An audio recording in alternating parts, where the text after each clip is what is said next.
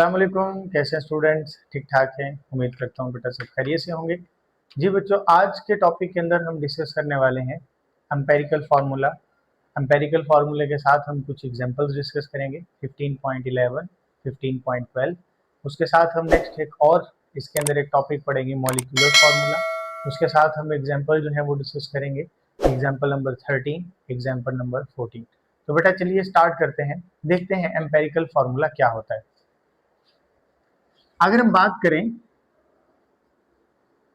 Empirical formula,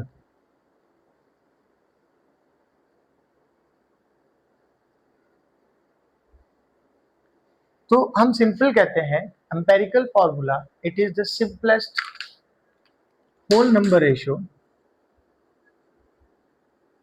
simplest whole number ratio of atoms present in a compound और molecule. किसी compound के अंदर simplest whole number ratio जो होगी उसको हम क्या नाम देंगे? Empirical formula. Simplest whole number ratio क्या होती है? ये एक ऐसी रेशियो है नंबर्स की जिसमें सारे के सारे होल नंबर्स होंगे, 1 2 3 4 5 6 7, ये सारे होल नंबर्स हैं। और उसके साथ साथ हम कहेंगे ये सिंपलेस्ट रेशियो होगी। सिंपलेस्ट का मतलब कि वो फर्दर किसी नंबर पे डिवाइड नहीं हो सकेगी। एग्जाम्पल देखते हैं। फॉर एग्जाम्पल अगर मैं बात करता हूँ बेंजीन की,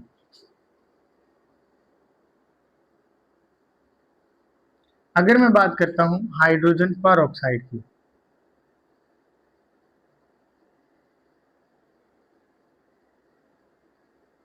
अगर मैं बात करता हूं वाटर की, इसका फार्मूला है बेटा H2O2, इसका फार्मूला है C6H6। अगर यहां पर देखा जाए तो ये कार्बन और हाइड्रोजन दो एटम्स हैं, दोनों के दरमियान मैंने रेशियो निकाल ली। देखिए कार्बन कितने हैं 6, इधर कितने हैं हाइड्रोजन कितने हैं 6। अगर मैं सिंपलेस्ट रेशियो निकालना चाहता हूं तो मैं क्या कर दूंगा, इसको 6 पे डिवाइड कर दूंगा। ये भी 6 पे डिवाइड हो गया, ये भी 6, 6 1 6, 6 1 6, तो C कितना आ गया 1, H कितना आ गया 1। तो ये जो सिंपलेस्ट रेशियो आई है ये फर्दर किसी नंबर पे डिवाइड ही नहीं हो सकता। तो ये जो सिंपलेस्ट रेशियो है इसको हम क्या नाम देते हैं बेटा? Empirical formula. अच्छा, अगर हाइड्रोजन ऑक्साइड की बात करें, हाइड्रोजन पर ऑक्साइड, तो इसमें दो एटम हैं हाइड्रोजन और ऑक्सीजन। दोनों के अंदर हम देखेंगे कि इनके कितने एटम्स हैं। हाइड्रोजन के अंदर दो एटम हैं, ऑक्सीजन के अंदर भी दो एटम हैं। अगर हम इनको देखें तो सिंपलेस्ट रेशियो निकालने के लिए इसको 2 पे डिवाइड कर देंगे, 2 1 2, रेशियो 2 1 2। तो इसके अंदर क्या आ गया, एक हाइड्रोजन एक ऑक्सीजन। बाद वाले में ये वाले नंबर्स लिखेंगे, तो ये क्या होगा इसका एम्पेरिकल फार्मूला। तो हाइड्रोजन पर ऑक्साइड का एम्पेरिकल फार्मूला बन गया HO। अगर वाटर की बात करें तो HO, हाइड्रोजन इसमें कितने हैं 2, ऑक्सीजन कितना है 1। तो ये क्या बनेगी, इसे किसी नंबर पे भी डिवाइड नहीं होता, तो यही इसकी सिंपलेस्ट रेशियो है। तो हम क्या नाम देंगे इसको H2O।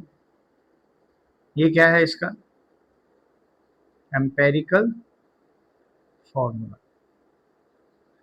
ठीक है बेटा, तो simplest whole number ratio of atoms को हम क्या नाम देते हैं?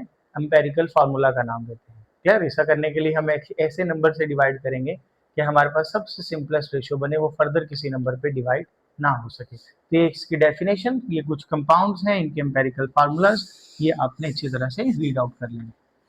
नेक्स्ट टॉपिक पे चलते हैं बेटा। नेक्स्ट हम देखते हैं empirical formula of ionic compound.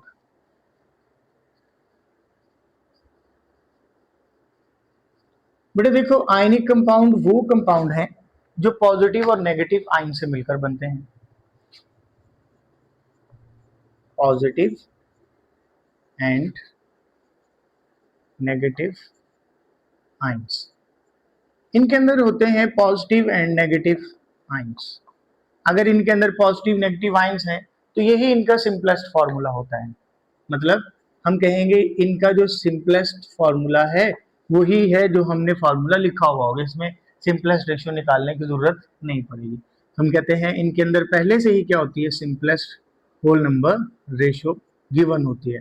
तो जब इनके दरमियान already simplest whole number ratio होगी तो हम क्या कहेंगे, यही वाला जो इनका फॉर्मूला है इसको हम क्या नाम देंगे, एम्पेरिकल फार्मूला। अगर हम बात करते हैं बेटा सोडियम क्लोराइड की, तो सोडियम का फार्मूला Na फार्मूला सिंबल और Cl, तो इस पे पॉजिटिव नेगेटिव, ये सिंपलेस्ट रेशियो है। इसी तरह से दूसरी एग्जांपल हम देखते हैं कैल्शियम क्लोराइड।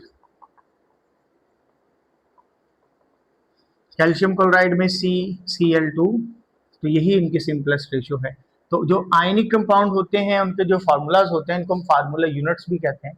तो यही जो इनके फार्मूला यूनिट्स हैं यही क्या होंगे इनके बेटा, एम्पेरिकल फार्मूलाए होंगे।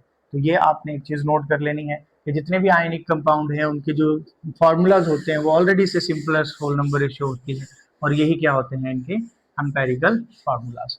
अच्छा, अब हम एक कुछ टॉपिक डिस्कस करते हैं कि जैसे कि हमने पढ़ा एम्पेरिकल फार्मूला तो सिंपलेस्ट होल नंबर रेशियो है, ठीक है, ये सिंपलेस्ट होल नंबर रेशियो है। सिंपलेस्ट होल नंबर रेशियो, इससे हम यूं कह सकते हैं कि कुछ कंपाउंड्स ऐसे हैं जिनका ओरिजिनली अगर देखा जाए तो उसमें एक्चुअल नंबर ऑफ एटम्स कुछ और होते हैं, लेकिन जब सिंपलेस्ट होल नंबर रेशियो निकलती है तो वो सेम आती है। मैं रिपीट कर देता हूँ, कुछ कंपाउंड्स ऐसे हैं जिनके अंदर अगर हम बात करें तो actual number of atoms different होते हैं, लेकिन अगर हम उसकी सिंपलेस्ट रेशियो निकालें तो वो क्या निकलती है, सेम निकलती है। आप सिंपल वर्ड में कह सकते हैं कि कुछ कंपाउंड्स ऐसे हैं जिनके एम्पेरिकल फार्मूलाज सेम होते हैं। बेटा मैं यहाँ पर दो एग्जांपल डिस्कस करूंगा। सबसे पहले हम बात करते हैं इथाइन की, और इसके साथ बात करते हैं बेंजीन की। देखेंगे बेटा, इथाइन का फॉर्मूला होता है C2H2, इसका होता है C6H6। अगर हम इसकी सिंपलेस्ट होल नंबर रेशियो निकालें तो CH2/2, इसको 2 पे डिवाइड कर देंगे, 1 हाइड्रोजन 1 कार्बन, तो हम क्या कहेंगे, इसका एम्पेरिकल फार्मूला बना CH। क्लियर। अच्छा, अगर इसका देखा जाए तो इसमें कार्बन हाइड्रोजन की रेशियो निकलेगी 6, डिवाइड कर देंगे 6 पे, 1/1 CH, तो इसका भी क्या आ गया, एम्पायरिकल फार्मूला। लेकिन एक्चुअल नंबर ऑफ एटम इसमें 6 थे, इसमें भी 6 थे, इसके अंदर हाइड्रोजन 2 थे, कार्बन भी 2 थे, लेकिन एम्पेरिकल फार्मूला क्या आएगा, दोनों का सेम। तो इसमें actual number of atom different होते हैं, लेकिन एम्पेरिकल फार्मूला क्या आएगा, दोनों का सेम आएगा। एक और एग्जाम्पल देखते हैं बेटा, ग्लूकोज एंड एसिटिक एसिड। अगर हम ग्लूकोज की बात करें तो इसका फार्मूला होता है C6H12O6, ये इसके एक्चुअल नंबर ऑफ एटम्स हैं। अगर एसिटिक एसिड की बात करें CH3COOH।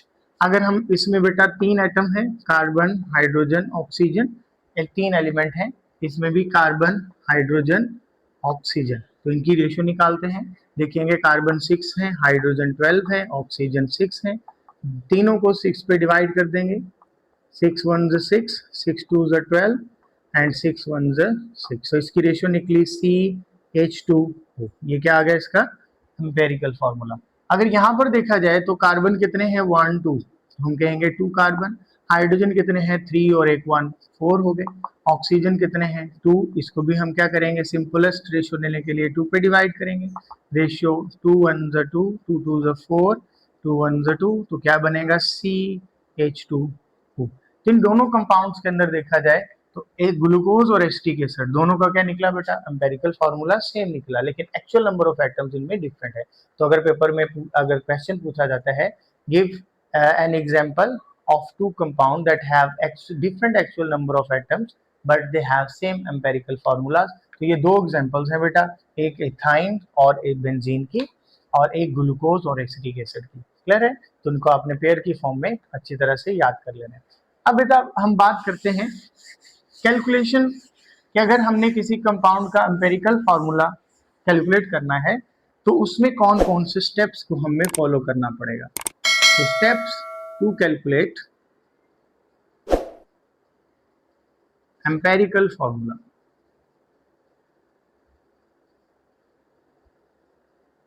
किसी कंपाउंड का एम्पेरिकल फार्मूला निकालने के लिए हमें कौन कौन से स्टेप से पास करना होगा। तो स्टेप नंबर 1 जो है, स्टेप 1, फर्स्ट स्टेप के अंदर हमने फाइंड करनी है percentage composition,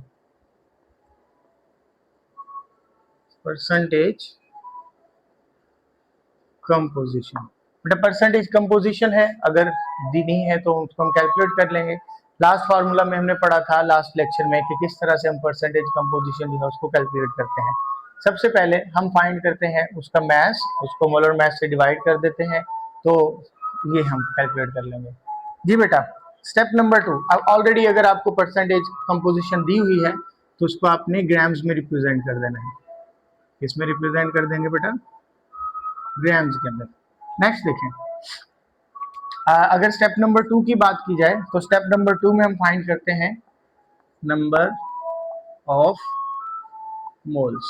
number of moles find करने के लिए हमने एक फार्मूला पढ़ रखा है, mass of the substance या mass of the element divided by molar mass। तो ये कैसे निकलेगा? नंबर ऑफ मोल्स हम कैसे फाइंड करेंगे? mass को मोलर मास से डिवाइड कर देंगे, तो बेटा इस तरह से हमारे पास क्या आ जाएंगे? Number of moles. तो ये हमारा था दूसरा स्टेप। थर्ड स्टेप के अंदर हम क्या करने वाले हैं? थर्ड स्टेप के अंदर हम करेंगे सबकी एटॉमिक रेशो। क्या निकालेंगे? Atomic ratio. ऐसा करने के लिए हम क्या करते हैं? एटॉमिक रेशियो देने के लिए आपके पास जितने भी एलिमेंट्स हैं सबके नंबर ऑफ मोल्स लिख के ऐसे नंबर ऑफ मोल्स पे डिवाइड कर देना है जो स्मॉलेस्ट वैल्यू है। फॉर एग्जांपल मैं कहता हूँ मेरे पास कार्बन के जो मोल्स थे वो थे 1, कार्बन के बाद हाइड्रोजन था, हाइड्रोजन के जो नंबर ऑफ मोल्स थे वो थे 3 या 2 कह लें 2। ये दोनों जो हमने पहला स्टेप किया था उसके अंदर जो भी नंबर ऑफ मोल्स आएंगे ये वो है, इसके 2 आए, ऑक्सीजन के मैंने फाइंड किया उसके 3 आए। जब आप एटॉमिक रेशियो निकालेंगे तीनों एलिमेंट्स लिखेंगे, कार्बन हाइड्रोजन ऑक्सीजन, तो इसमें कितने एलिमेंट हैं? सबसे पहले इनके नंबर ऑफ मोल्स लिखेंगे, इसका कार्बन का 1, हाइड्रोजन का 2, ऑक्सीजन का 3। अब इनमें से सबसे जो स्मॉलेस्ट वैल्यू होगी उससे डिवाइड कर देंगे। सबसे स्मॉलेस्ट वैल्यू कितनी है? 1, तो सबको 1 से क्या कर दिया जाएगा? डिवाइड। ये डिवाइड करने के बाद आपके पास आंसर आएगा, जैसे यहाँ पर आ रहा है 1:2:3। तो ये वाला अगर रेशियो आपके पास होल नंबर होते हैं, क्या होते हैं बेटा? होल नंबर्स, मतलब आपका जो आंसर है वो पॉइंट्स में नहीं आता। सपोज ये पॉइंट में 1.33 नहीं आ रहा, तो अगर तो वो होल नंबर है तो वो क्या होगा? आपका एम्पेरिकल फार्मूला होगा। आप इसमें यूं लिखते हैं C1 है, H2 है, O3 है, तो ये आपके कंपाउंड का क्या बन जाएगा? Empirical formula. मैं स्टेप नंबर 3 को दोबारा से रिपीट करता हूँ। हमने क्या कहा? एटॉमिक रेशियो निकालेंगे। एटॉमिक रेशियो कैसे निकलेगी? जो नंबर ऑफ मोल्स आपने एलिमेंट्स के जो भी एलिमेंट्स हैं वो आएंगे, उसमें आपने सबकी एलिमेंट्स की रेशियो लेनी है। सबसे छोटे नंबर ऑफ मोल्स की जो वैल्यू होगी, सबसे छोटी वैल्यू, उससे तीनों को या जो भी 2 है उससे डिवाइड कर देंगे, तो आपके पास क्या निकल आएगी बेटा? Atomic ratio. अगर तो एटॉमिक रेशियो आपके पास सिंपल नंबर्स हैं 1 2 3 4, तो वह क्या होगा? आपका होल नंबर होगा। लेकिन अगर वो कोई पॉइंट्स में आंसर आता है तो फिर उसके लिए स्ट्रेटेजी चेंज है। आप क्या करेंगे? ये स्टेप नंबर आपका 4 होगा। स्टेप नंबर 4 में हम क्या करेंगे? अगर आपके पास आंसर कुछ और आता है, होल नंबर नहीं आता, पॉइंट्स के अंदर आंसर आता है, तो आपने उसको ऐसे नंबर से मल्टीप्लाई करना उस रेशियो को, ताकि क्या हो? आपका होल नंबर बन जाए। फॉर एग्जाम्पल हमने किया, हमारे पास आंसर आया था 1:1.33:2, इस तरह से भी आंसर आ गया। अब ये वाला जो नंबर है ये सिंपलेस्ट होल नंबर रेशियो तो है, लेट्स सपोज जो भी हमने कैलकुलेशन की ये सिंपलेस्ट होल नंबर रेशियो की आ गई, लेकिन ये वाला जो आंसर है इसमें पॉइंट्स आ रहे हैं, तो हम क्या करेंगे? इस सारी रेशियो को किसी सूटेबल नंबर से मल्टीप्लाई करेंगे, ताकि ये जो हमारा पॉइंट के अंदर आंसर है ये भी क्या हो जाए? ये भी हमारा बन जाए होल नंबर। तो अगर मैं 2 से मल्टीप्लाई करता हूँ, 2 1 2, इसको करूंगा तो ये बन जाएगा 2.66, ये बन जाएगा 4, अभी भी कंप्लीट नहीं है। अगर मैं इसको 3 से करता हूँ, 3 1 3 और 3.33 33 9.2, इसको अगर राउंड ऑफ करके लिखे तो इसको हम बेटा 4 लिख सकते हैं। क्लियर? तो हम कहेंगे अब ये जो है हमारा सिंपलेस्ट रेशियो है और होल नंबर्स भी हैं, तो हमने कहा किसी सूटेबल डिजिट से मल्टीप्लाई करेंगे ताकि जो होल नंबर रेशियो है वो पॉइंट से खत्म होके क्या हो जाए बेटा? सिंपल होल नंबर्स बन जाए। तो ऐसा करेंगे तो जो हमारा लास्ट पर आंसर आएगा उसको हम क्या कहेंगे? वो क्या है? हमारा एम्पेरिकल फार्मूला। तो स्टेप नंबर 1 में परसेंटेज कंपोजिशन निकालेंगे, स्टेप नंबर 2 में नंबर ऑफ मोल्स निकालेंगे, स्टेप नंबर 3 में एटॉमिक रेशियो निकालेंगे, स्टेप नंबर 4 में हम देखेंगे अगर तो वो होल नंबर रेशियो सिंपल है, होल नंबर्स हैं, तो वो हमारा एम्पेरिकल फार्मूला है, अदरवाइज उसको किसी सूटेबल डिजिट के साथ क्या करेंगे बेटा? मल्टीप्लाई करेंगे। क्लियर है? तो ये हमारे कुछ स्टेप्स थे। अब हम इससे रिलेटेड सॉल्व करते हैं कुछ एग्जाम्पल। जी बेटा, हम सॉल्व करने वाले हैं एग्जाम्पल 15.11। इस एग्जाम्पल के अंदर अगर देखा जाए तो हमें कैलकुलेट करनी है percentage composition of a compound, sorry percentage composition of a compound दी हुई है। ये बताती है इट कंटेन्स 25.26% मैग्नीशियम, इसमें 25.26% मैग्नीशियम है और इसमें 74.74% क्लोरीन है। कैलकुलेट इट्स एम्पेरिकल फार्मूला, तो आपने बताना है कि इसका एम्पेरिकल फार्मूला क्या होगा। तो बेटा अगर देखा जाए तो इसके अंदर सबसे पहले हमें परसेंटेज कंपोजिशन है दी हुई है, तो अगर हम टोटल कंपाउंड के मास को 100 ग्राम कंसिडर करें तो हम इसको मास में चेंज कर सकते हैं। हम सिंपल क्या करेंगे, इसके साथ ग्राम्स लगा देंगे तो ये किस में कन्वर्ट हो जाएगा, मैथ्स के अंदर। तो स्टेप नंबर 1 है, स्टेप नंबर 1 में हम कहेंगे चेंजिंग परसेंटेज इनटू ग्राम्स। हम लिखेंगे, अगर मैग्नीशियम के लिए लिखते हैं मास ऑफ मैग्नीशियम, तो मैग्नीशियम का मास कितना बन जाएगा 25.26%। इसको कन्वर्ट कर देंगे 25.26 ग्राम में। अगर हम बात करते हैं बेटा मास ऑफ क्लोरीन की, तो Cl का मास जो होगा 74.74%, इसको हम कन्वर्ट कर देंगे 74.74 ग्राम्स। तो ये किस में आ गया बेटा, ग्राम्स के अंदर आ गया। अब हम देखेंगे स्टेप नंबर 2 में हम फाइंड करेंगे इनके नंबर ऑफ मोल्स। तो नंबर ऑफ मोल्स निकालने के लिए हम सिंपल स्टेप फॉलो करेंगे, मास को डिवाइड कर देंगे मोलर मास से। तो मैग्नीशियम का जो मोलर मास होता है वो है 24, नीचे लिखेंगे इसको, मास को ऊपर लिखेंगे। मास का मास कितना निकला 25.26। अगर इसको डिवाइड करेंगे तो ये बनेगा 1.05। क्लियर। इसी तरह बेटा अगर हम बात करते हैं मैग्नीशियम के बाद क्लोरीन की, तो क्लोरीन में भी ऐसे निकालेंगे, मास को ऊपर रखेंगे। क्लोरीन का मास है 74.74 और इसका जो मोलर मास होता है वो होता है 35.5। इसको डिवाइड करेंगे तो ये बनेगा 2.10। अब ये हमारे पास आगे दोनों के number of moles. Step number 3 में हम निकालेंगे इनकी एटॉमिक रेशो। एटॉमिक रेशो निकालने के लिए एक तरफ हम रख देंगे मैग्नीशियम, दूसरी तरफ रख देंगे बेटा क्लोरीन। मैग्नीशियम के जो नंबर ऑफ मोल्स हैं वो है 1.05 और क्लोरीन के जो नंबर ऑफ मोल्स हैं वो है 2.10। अब दोनों में स्मॉलेस्ट वैल्यू कौन सी है, हम कहेंगे 1.05। तो दोनों से 1.05 को डिवाइड कर देंगे, ठीक है, दोनों को डिवाइड कर देंगे तो ये बनेगा 1, इसको डिवाइड करेंगे तो ये बनेगा 2। तो हम लिखेंगे यही इसकी सिंपलेस्ट रेशो है, क्योंकि ये होल नंबर्स हैं, तो हम लिखेंगे इसका एम्पेरिकल फॉर्मूला। इसका एम्पेरिकल फॉर्मूले में आएगा मैग्नीशियम क्लोराइड, मैग्नीशियम 1 है तो हम 1 लिख लें, ना भी लिखेंगे तो ठीक है, क्लोरीन के साथ लिख देंगे 2, तो ये बनेगा MgCl2। खैर बेटा, तो हमने सिंपल क्या किया, परसेंटेज को ग्राम्स कंसीडर कर लिया, ये इसका मास आ गया, नंबर ऑफ मोल्स निकाले, मास को मोलर मास से डिवाइड कर दिया। मैग्नीशियम का मोलर मास आपको याद करना पड़ेगा 24 है, क्लोरीन का मोलर मास 35.5 है, ये नंबर ऑफ मोल्स आ गए। रेशो निकालने के लिए मोल्स को स्मॉलेस्ट वैल्यू पे डिवाइड किया, अगर तो होल नंबर रेशो आएगी तो ये क्या होगा हमारा एम्पेरिकल फॉर्मूला। क्लियर है बेटा। नेक्स्ट एग्जांपल पे मूव करते हैं। जी बच्चों, नेक्स्ट देखते हैं हम एग्जांपल 15.1-11। जी, percentage composition of compound by mass is that percent, इसमें कार्बन है 64.8% इसमें कार्बन है, इसमें जो हाइड्रोजन है वो है 15.62% और इसमें जो ऑक्सीजन है वो है 21.56%। तो बेटा सबसे पहले हम फाइंड करेंगे इसके अंदर मास, क्योंकि परसेंटेज है, तो परसेंटेज को हमने कहा था स्टेप नंबर 1 के जरिए हम क्या कर देंगे, कन्वर्ट कर देंगे मास में। तो हम लिखेंगे कन्वर्टिंग या changing percentage into grams.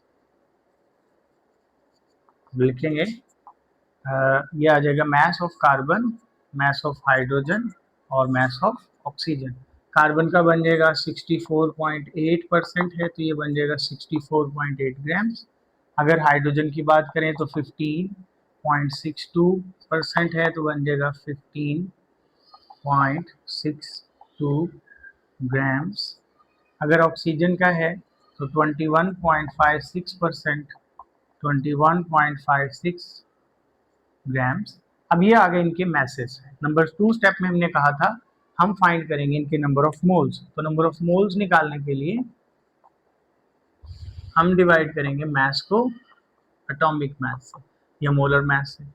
Carbon, hydrogen, oxygen. Carbon का बेटा मास कितना है 64.8, इसको डिवाइड कर देंगे 12 से, ये बनेगा 5.4, ये इसके मोल्स आ जाएंगे। अगर हम हाइड्रोजन की बात करें तो हाइड्रोजन का मास है 15.62, इसको 1 से डिवाइड कर देंगे तो इसका मास सेम ही आ जाएगा, नंबर ऑफ मोल सेम आ जाएंगे। ऑक्सीजन की बात करें तो ऑक्सीजन का मास है 21.56, इसको डिवाइड कर देंगे बेटा, ऑक्सीजन का मास 16 होता है तो ये बनेगा 1.35। तो ये इसके आगे नंबर ऑफ मोल्स। नेक्स्ट हम फाइंड करेंगे स्टेप नंबर 3 में इनकी atomic ratio. Atomic ratio, atomic ratio हमने पढ़ा, सिंपल मेथड है। सबसे ऊपर एलिमेंट्स लिखेंगे, कार्बन, हाइड्रोजन, ऑक्सीजन, नीचे इनकी नंबर ऑफ मोल्स लिखेंगे, ये बनेगा 5.4, 15.62 और ये बनेगा बेटा 1.35। इसमें से सबसे स्मॉलेस्ट वैल्यू 1.35 है, सबसे डिवाइड कर देंगे 1.35, 1.35, 1.35। तो बेटा इसको डिवाइड करेंगे तो जो हमारे पास फॉर्मूला आएगा उसको हम क्या नाम देंगे, वो क्या है इसका एम्पेरिकल फार्मूला। 5.4 डिवाइडेड बाय 1.35, ये बनेगा 4, ये बनेगा 15.62 डिवाइडेड बाय 1.35, ये बनेगा 11.5% है, इसको हम लिख देते हैं 11.5 या 11 लिख दें। उसके बाद अगर लिखा जाए तो 1.35, ये 1 ही आ जाएगा, क्लियर। तो अगर हम इसका एम्पेरिकल फार्मूला लिखते हैं तो ये बनेगा 1, कार्बन 4, हाइड्रोजन 11 और ऑक्सीजन आएगा 1, यानी ना भी लिखे तो ठीक है।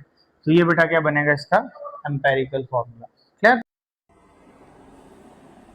जी बेटा, अगर अब हम देखेंगे मॉलिक्यूलर फार्मूला क्या होता है। अगर मॉलिक्यूलर फार्मूला की बात करें तो हम कहते हैं ये वो फार्मूला है that represents actual number of atoms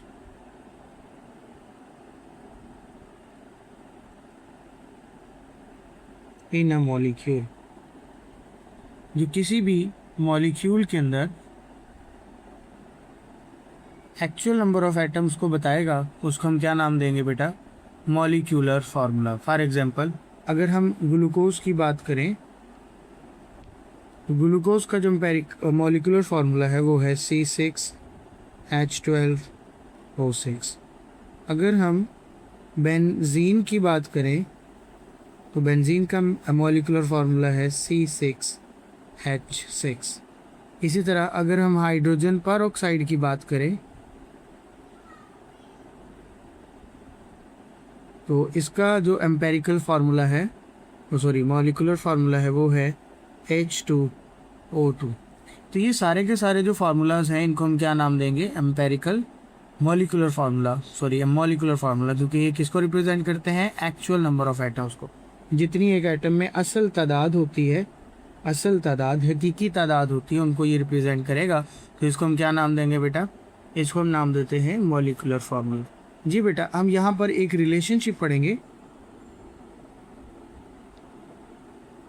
relationship between empirical formula and molecular formula. Empirical and molecular formula. तो एक फार्मूला आपने याद कर लेना है। अगर आपको दिया होगा एम्पेरिकल फार्मूला, मॉलिक्यूलर फार्मूला, ये आपने क्या करना है बेटा, कैलकुलेट करना है। तो हम क्या करेंगे, n into empirical formula. Empirical formula को n से मल्टीप्लाई कर देंगे तो हमारे पास क्या आ जाएगा बेटा, हम कहेंगे मॉलिक्यूलर फार्मूला। अब ये n कैसे निकालेंगे, तो n निकालने का एक सिंपल फार्मूला होता है, हम ऊपर रखेंगे मॉलिक्यूलर मास और इसको डिवाइड कर देंगे एम्पेरिकल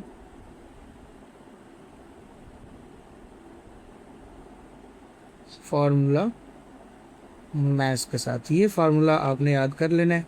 अगर हम n की बात करें तो n कैसे निकालते हैं, जो भी कंपाउंड का मॉलिक्यूलर फार्मूला होगा वो हमें दिया होगा, हम उसको ऊपर रखेंगे और एम्पेरिकल फार्मूला जो है उससे क्या कर देंगे, हम डिवाइड कर देंगे। क्लियर है बेटा? तो सबसे पहले हमने देखा मॉलिक्यूलर फार्मूला क्या होता है, फिर कुछ एग्जांपल्स देखी और फिर हमने देखा रिलेशनशिप। अब हम इससे रिलेटेड कुछ एग्जांपल्स को सॉल्व करते हैं। देखिए पहली एग्जांपल है 13.2 benzene is represented by empirical formula CH while molecular formula 78। Benzene जो है उसका जो एम्पेरिकल फार्मूला है वो CH है और इसका जो मॉलिक्यूलर फार्मूला है, मॉलिक्यूलर मास है वो 78 है। आपने फाइंड करना है इसका मॉलिक्यूलर फार्मूला। तो हमें मॉलिक्यूलर फार्मूला जो है वो कैलकुलेट करना है। तो सबसे पहले हम लिखेंगे इसका एम्पेरिकल फार्मूला, वो कितना है CH। फिर हम निकालेंगे इसका एम्पेरिकल फार्मूला मास। इसका जो एम्पेरिकल फार्मूला मास निकलेगा, इसमें एक कार्बन है, कार्बन का मास आ जाएगा 1, हाइड्रोजन का आ जाएगा 1। तो टोटल कितना हो जाएगा बेटा, हम कहेंगे टोटल हो जाएगा 13। तो हमने n की वैल्यू पढ़ी, मॉलिक्यूलर फार्मूला उसका जो मॉलिक्यूलर मास है वो दिया हुआ है, वो है 78। तो n कैसे निकालेंगे, ऊपर रखेंगे मॉलिक्यूलर मास जो कि 78 है, नीचे रखेंगे एम्पेरिकल फार्मूला मास जो कि 13 है। तो ये डिवाइड करेंगे तो ये कितना आ जाएगा, हम लिखेंगे ये आ जाएगा 6। इसको डिवाइड करेंगे तो क्या बनेगा 6। अब हम इसको रखेंगे मॉलिक्यूलर फार्मूला, कैसे निकालेंगे n इंटू एम्पेरिकल फार्मूला। तो n कितना है बेटा, n की वैल्यू आ गई 6, एम्पेरिकल फार्मूला है CH। इसको मल्टीप्लाई कर देंगे तो ये बनेगा C1 के साथ मल्टीप्लाई करेंगे तो C6, H के साथ भी करेंगे तो वो भी क्या आ जाएगा 6, तो बनेगा C6H6। तो ये क्या बन जाएगा बेटा, इसका ये बन जाएगा बेंजीन का मॉलिक्यूलर फार्मूला। कितना आ गया बेंजीन का मॉलिक्यूलर फार्मूला, C6H6। अब हम बात करते हैं एक और एग्जांपल की। इसके अंदर भी हम क्या करेंगे, हम फाइंड आउट करने वाले हैं बेटा molecular formula. A glucose has empirical formula CHO। ये क्या है इसका एम्पेरिकल फार्मूला, हम लिख देते हैं एम्पेरिकल फार्मूला ऑफ ग्लूकोज कितना है CH2O। अब हम लिखेंगे इसका मास, कौन सा मास, एम्पेरिकल फार्मूला मास। इसका एम्पेरिकल फार्मूला मास बनेगा, कार्बन 1 है तो हम लिखेंगे 12, हाइड्रोजन 2 है, एक का होता है 1 तो 2 का कितना हो जाएगा 2, ऑक्सीजन का कितना है 16, तो ये बन जाएगा 14 + 16 = 30। तो ये इसका क्या आ गया बेटा, एम्पेरिकल फार्मूला मास।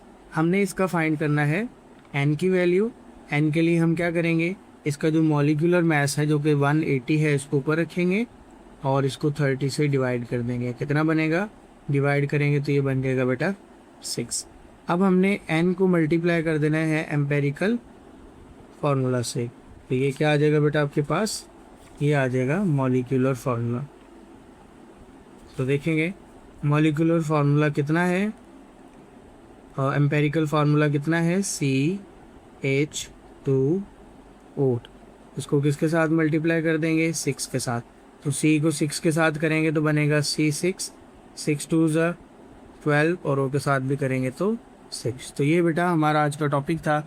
इसके अंदर हमने 2 एग्जांपल्स पढ़ी हैं, 4 एग्जांपल्स पढ़ी हैं। 2 एम्पेरिकल फार्मूला से रिलेटेड हैं, 2 मॉलिक्यूलर फार्मूला से रिलेटेड हैं और एक जो था वो हमने 2 टॉपिक पढ़े। एक हमने पढ़ा मॉलिक्यूलर फार्मूला, एक हमने पढ़ा एम्पेरिकल फार्मूला और इनको हमने डिटेल से डिस्कस किया। आई होप कि आज का लेक्चर आपको क्लियर होगा। अगर आपका कोई क्वेश्चन हुआ तो आप कमेंट सेक्शन में लाजमी पूछिएगा। Thank you so much. अल्लाह हाफिज़।